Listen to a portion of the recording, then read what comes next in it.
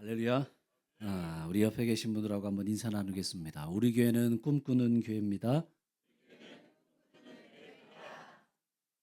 네, 우리 교회는 어떤 교회요? 꿈꾸는 교회입니다. 하나님이 주시는 꿈이 우리 안에 충만할 수 있길 주님의 이름으로 축복합니다. 인간이 살기에 가장 척박한 곳을 말한다면 아마 광야를 이야기할 겁니다. 이스라엘 성지순례 다녀보신 한 분들 한번 손 들어보세요. 혹시 광야 체험을 해보셨나요? 광야 체험 해보셨죠? 한번 이 사진을 보세요. 이 사진이 이스라엘의 광야입니다. 아마 다녀오신 분들은 아마 아실 겁니다. 광야를 다녀보면, 야, 이스라엘 백성들이 이 40년의 시간을 지날 때 원망하고 불평한 게 이해가 돼야 안 돼요? 이해가 되실 겁니다. 이 광야라는 곳은 살기 힘든 곳, 어려운 곳, 또 메마른 곳, 척박한 곳, 생명의 역사가 사라지는 곳. 이곳이 바로 광야라는 거예요. 그런데 우리가 눈에 보여지고 있는 곳이 광야인 것뿐만 아니라 우리의 삶, 우리의 인생을 일컬어서도 흔히 광야다 이런 표현들을 합니다. 광야 같은 인생 그런 말들을 합니다. 그런 얘기 들어보셨으면 고개를 끄덕끄덕 해보세요. 그런 얘기 들어보셨죠? 우리 인생이 광야 같다. 아직도 가야 할 길이라는 이 시대 최고의 책을 쓴 스캇 벳이라고 하는 정신과 박사가 있습니다. 근데 이 의사가 이 책을 처음 시작하는 서두에 이렇게 시작을 합니다. 인생은 고해다. 이런 말을 해요. 인생은 고해다. 무성 영화 시대에 잘 알려져 있는 찰리 채플린이라는 배우가 있습니다. 이 찰리 채플린이라는 배우가 이런 말을 했어요. 인생은 멀리서 보면 희극이지만 가까이 다가가서 보면 비극이다. 이런 말을 했어요. 다 똑같은 말이에요. 우리 인생에는 뭐가 있다는 이야기예요?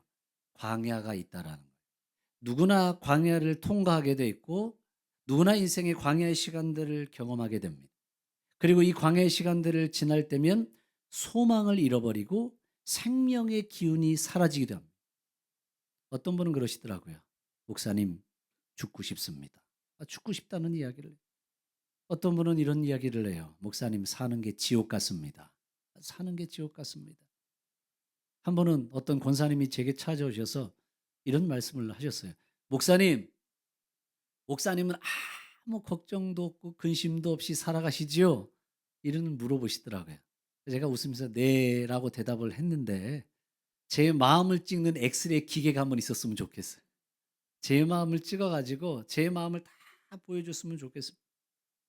누구나 인생의 광야를 경험하고 광야를 통과합니다.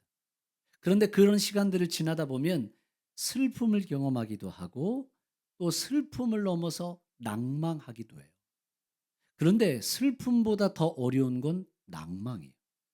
슬픔이라는 건 어떤 일을 통해서 내가 경험하게 되는 마음의 상태와 감정, 이걸 슬픔이라고 말해요. 그런데 낭망은 뭐냐? 낭망은 우리의 마음이 깨져버린 것. 그걸 낭망이라고 하는 거예요. 그래서 우리가 치유와 회복이 훨씬 더 어려운 게 슬픔이 아니라 낭망이라요. 낭망. 일전에 한 번은 안양에 사시는 장순례 씨의 사연의 이야기가 사람들에게 알려졌습니다. 근데 그 이야기를 제가 듣는데 참 마음이 아프더라고요. 좀 긴 내용의 사연인데 한번 들어보세요. 저는 39살 사랑받지 못하는 주부입니다. 우리 아이가 살았더라면 남편에게 구타당하지 않고 작은 사랑이라도 받을 수 있을 텐데 매일매일 남편은 술에 취해 집으로 돌아오면 저를 짓밟고 때리고 심지어는 부엌에 있는 칼을 가지고 협박을 합니다. 당신같이 아이를 잃어버리는 사람은 죽어도 싸. 벌써 이 말만 수백 번 들었던 여자입니다. 그렇지만 술에 취해 했던 남편 행동을 원망하지 않습니다. 3년 전 우리 아들 수빈이가 살아있을 때는 우리 세 식구는 좋은 가족이었습니다.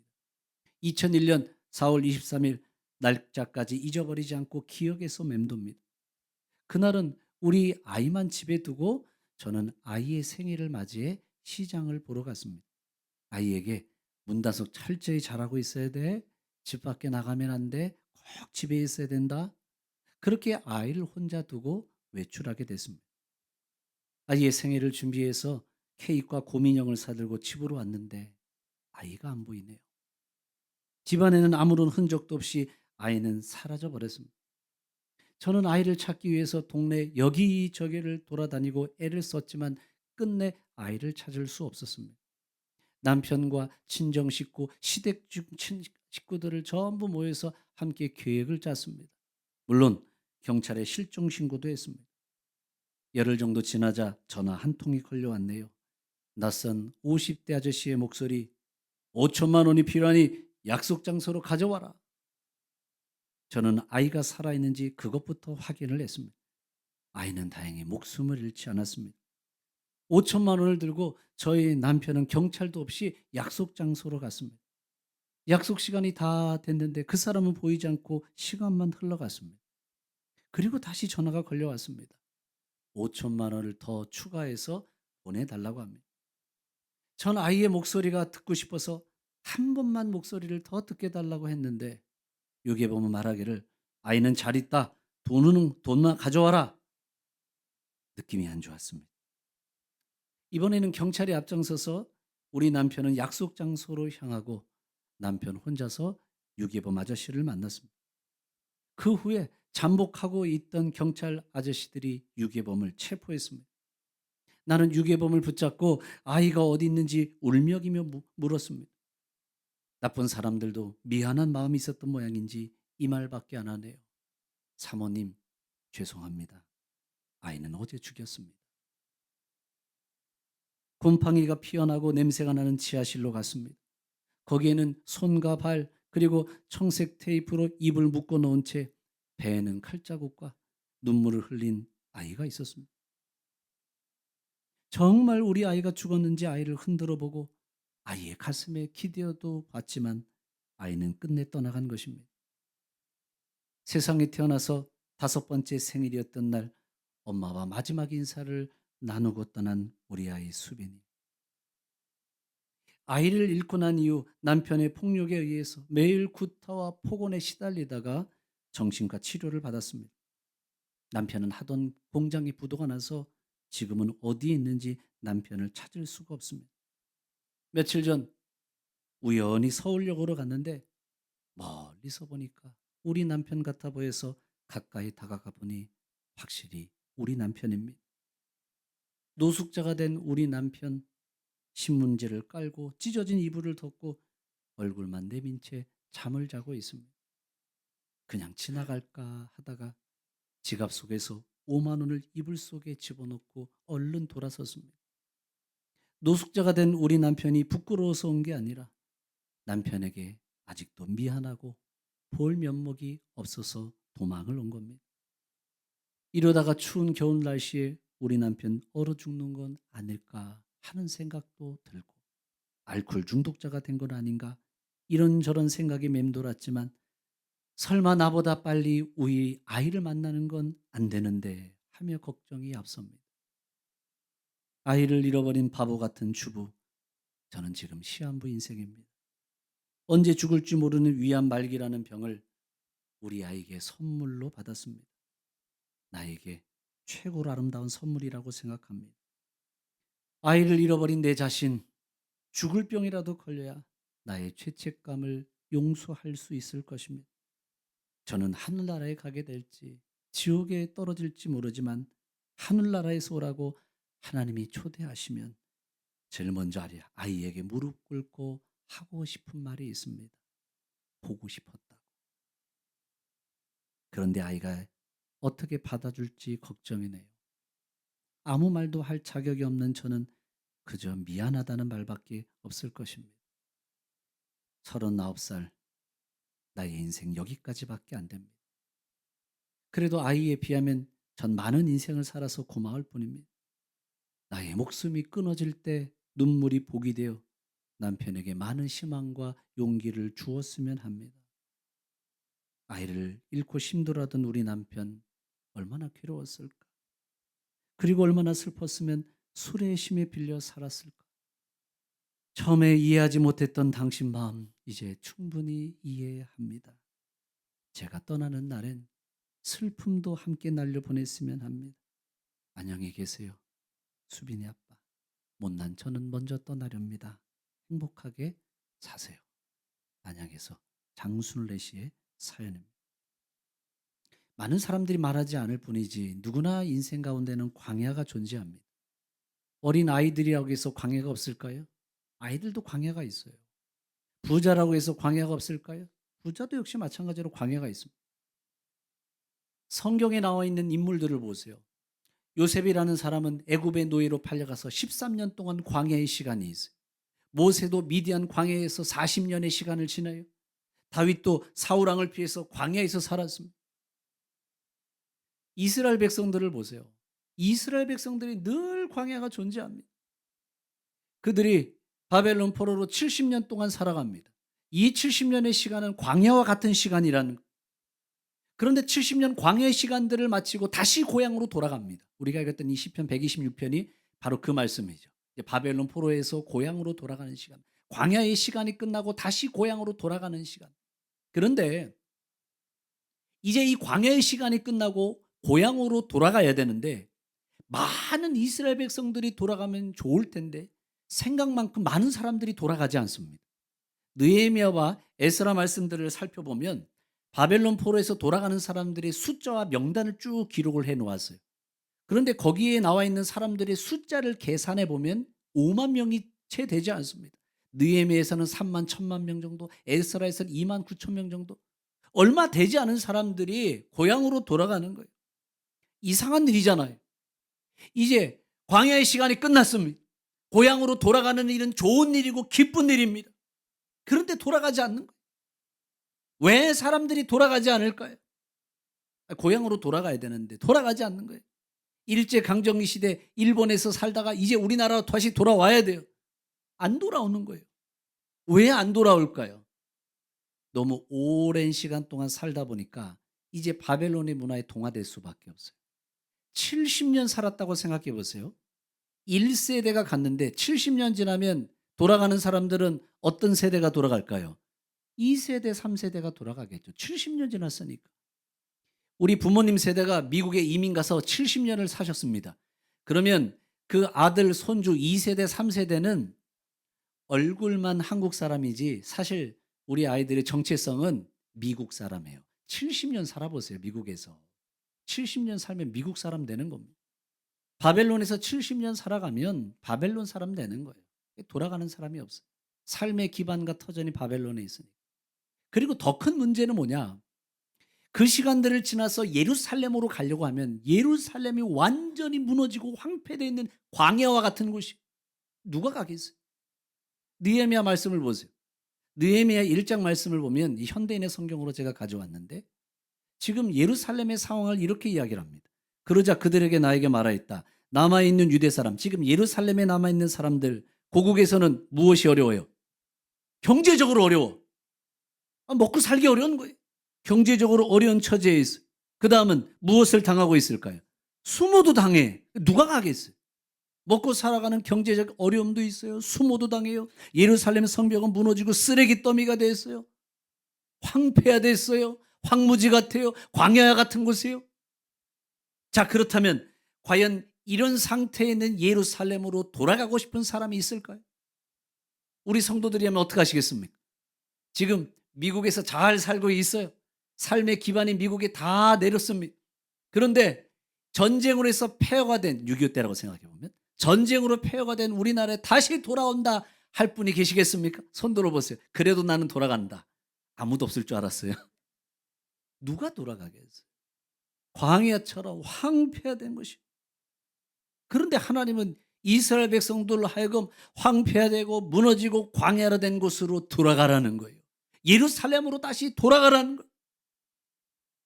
아무리 황폐화되지고 광야와 같은 그런 예루살렘이라 할지라도 그곳에 하나님이 생명의 역사를 이루어 가신다는 거예요. 그게 오늘 나와 있는 말씀이에요. 시편 126편 4절 말씀을 보세요. 시편 126편 4절 말씀 읽어보겠습니다. 시작. 여호와여 우리 포로를 남방 시내들 같이 돌려보내소서. 이런 말씀을 잘 보세요. 우리가 포로가 되었어요. 포로가 되었는데 다시 돌아가는 거예요. 돌아가는데 남방 시내들 같이라고 했어요. 남방이라는 건 이스라엘의 남쪽을 이야기하는 거예요. 이스라엘의 남쪽은 네게부 광야의 지역입니다. 그런데 이 광야의 지역에 시냇물이 흘러 메마르고 척박한 곳입니다. 생명의 역사가 없어요.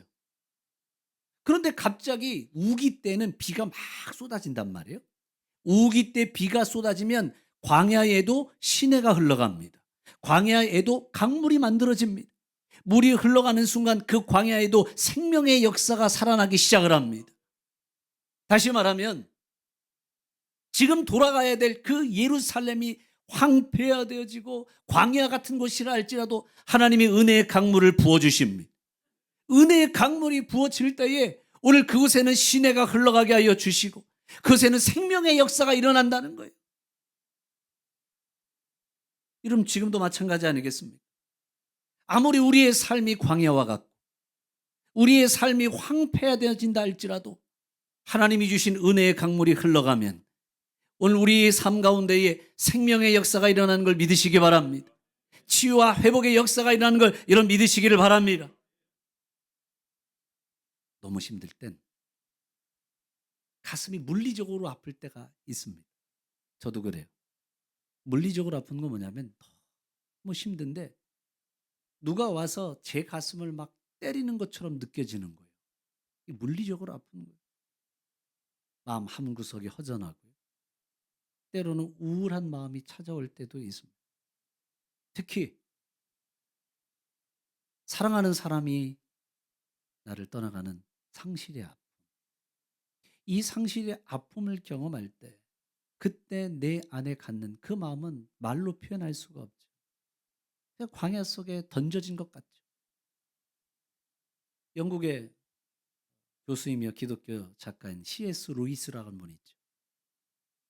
이분이 사랑하는 아내를 먼저 떠나보내고 난 이후에 그 아픔을 담은 책을 써요.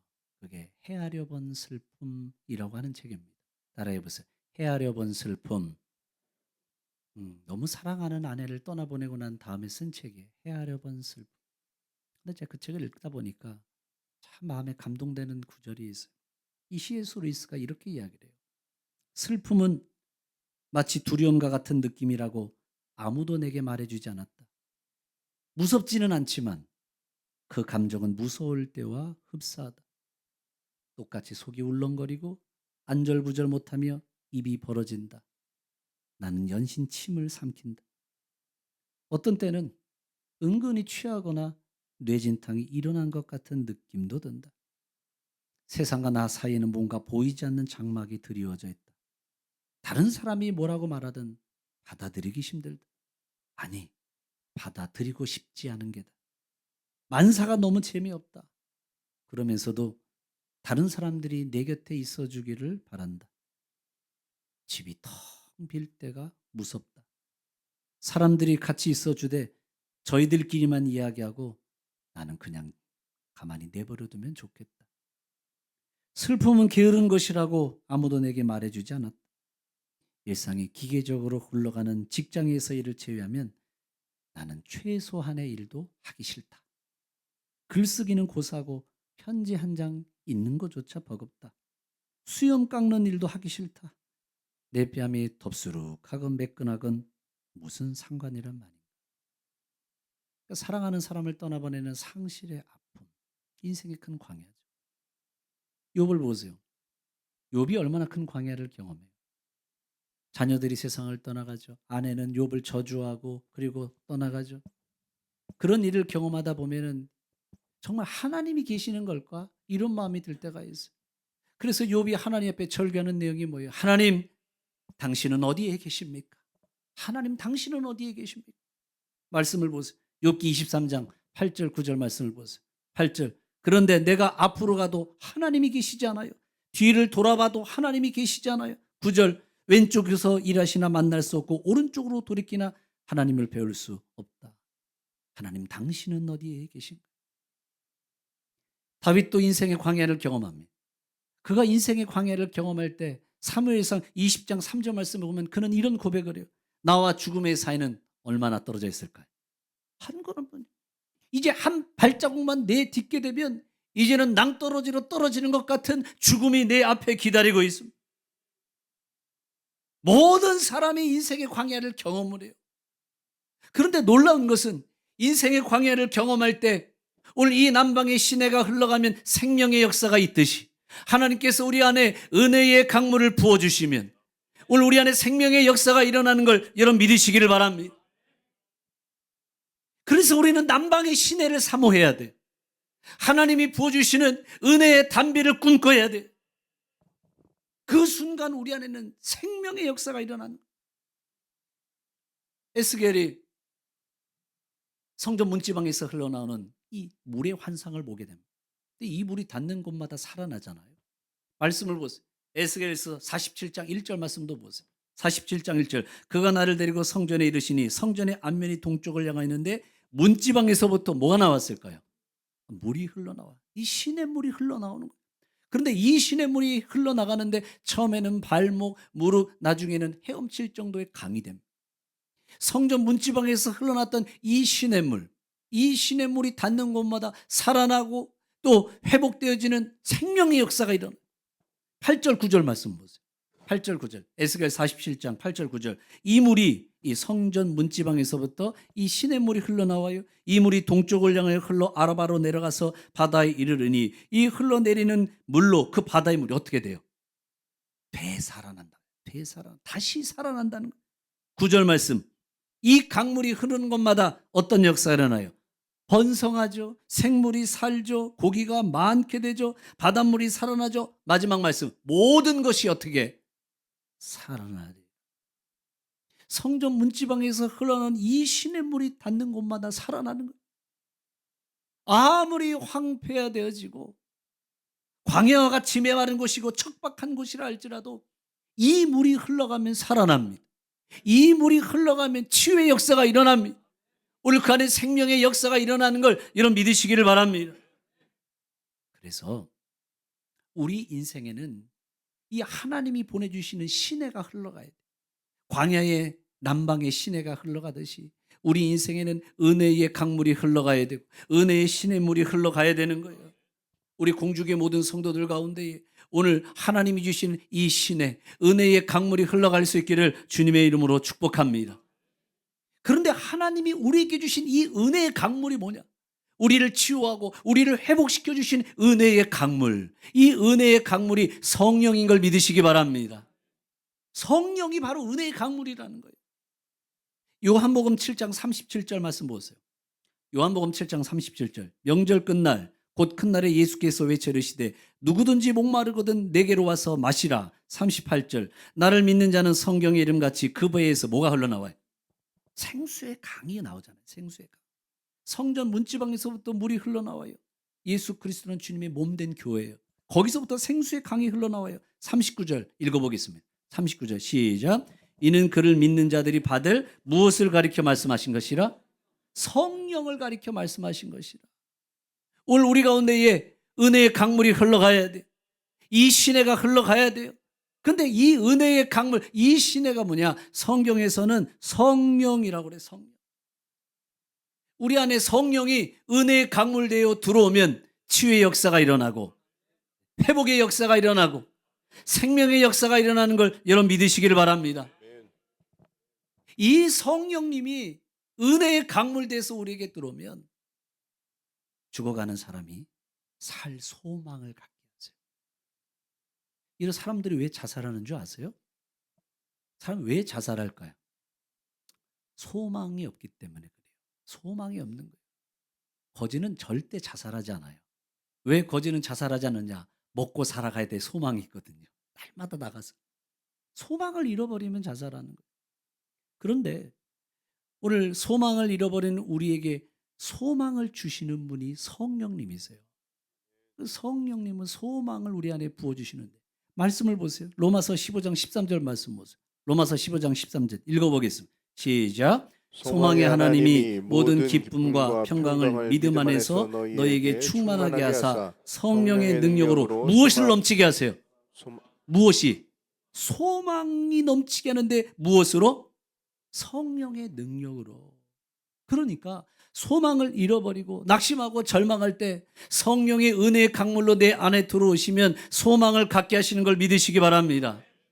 갈라디아서 5장 5절 말씀도 보세요. 갈라디아서 5장 5절 말씀 한번 읽어보겠습니다. 시작. 우리가 성령으로 믿음을 따라 의의 소망을 기다려노니. 무엇을 기다려요?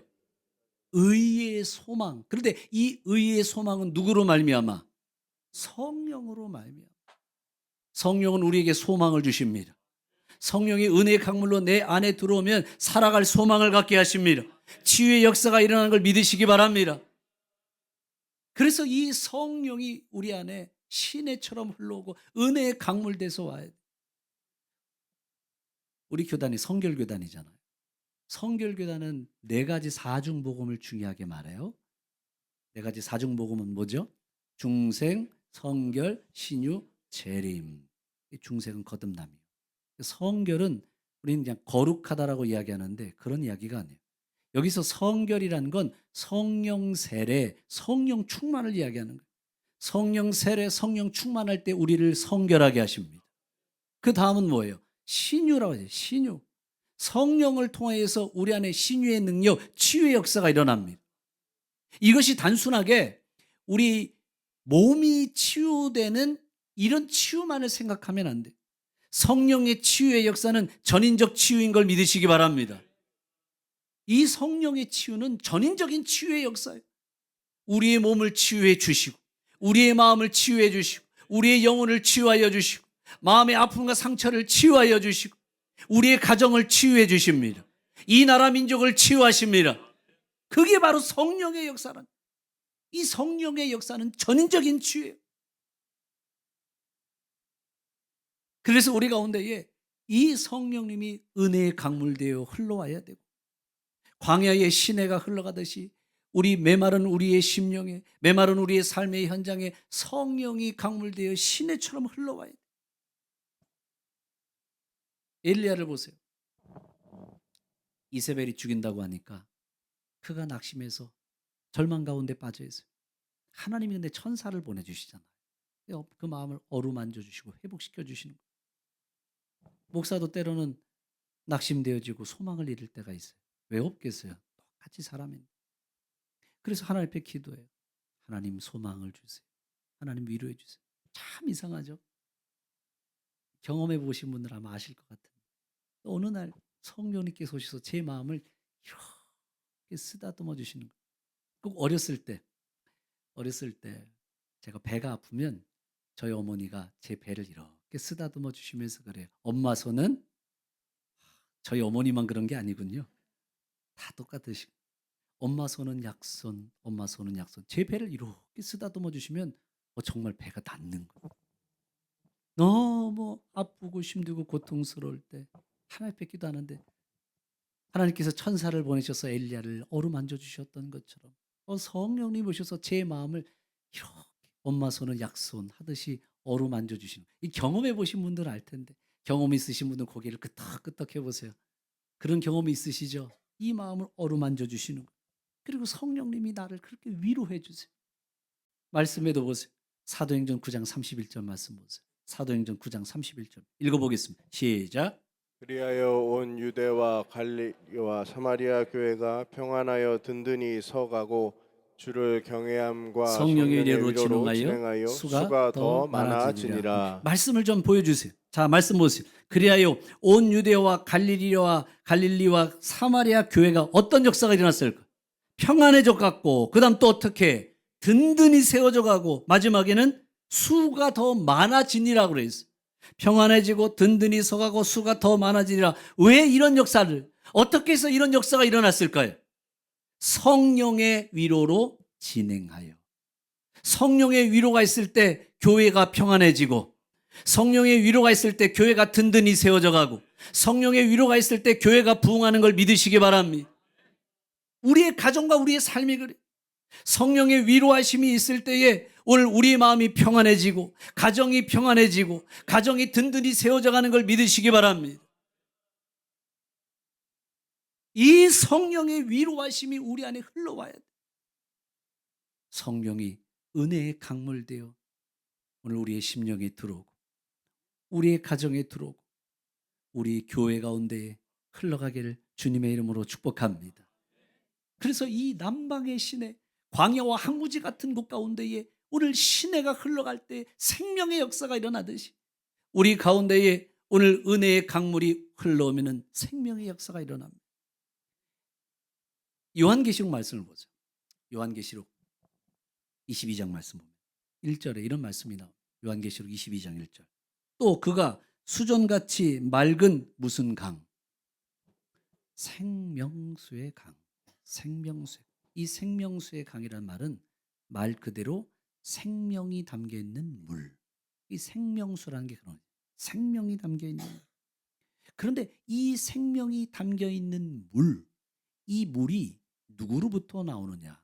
예수님으로부터 나온다고 그랬어요. 말씀해 보면 요한복음 4장 14절 말씀 보세요. 누구든지 내가 주는 물을 마시는 자는 영원히 목마르지 아니하리라. 예수님이 생명의 물을 우리 안에 주시는 거예요. 그런데 이 생명의 물을 예수님이 주신다고 했는데 다시 요한계시록 22장 1절 말씀 보세요.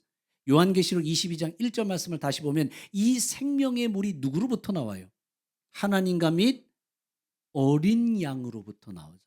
예수 그리스도부터 이 생명의 물이 나온다라고 이야기를 했어요. 요한복음 7장에서는 또 예수님으로부터 이 생수의 강이 흘러나온다고 했는데 그 생수의 강은 우리가 받을 무엇이라? 성령이라 그랬어요. 그래서 여러분 오늘 우리가 살아나기 위해서는 오늘 은혜의 강물이 들어와야 돼. 이 은혜의 강물 성령이 우리 안에 들어오셔야 됩니다. 성령의 은혜의 강물 되어서 우리 안에 들어오시고 내 안에 들어오시고 가정에 들어오시고 우리 교회 가운데 흘러가야 됩니다. 이 성령의 은혜의 강물 되어 흘러갈 때는 살아나는 역사가 일어나고 치유의 역사가 일어나고 생명의 역사가 일어나는 걸 믿으시기를 바랍니다. 그럼 우리 공주교 죄송합니다. 말이 자꾸 붙어가지고 혼나올 때가 있어요. 죄송해요. 우리 공주성결교회가 네. 성령이 은혜의 강물 되어 흘러와서 치유의 역사, 회복의 역사, 생명의 역사를 꿈꾸는 교회, 그런 교회가 되기를 주님의 이름으로 축복합니다.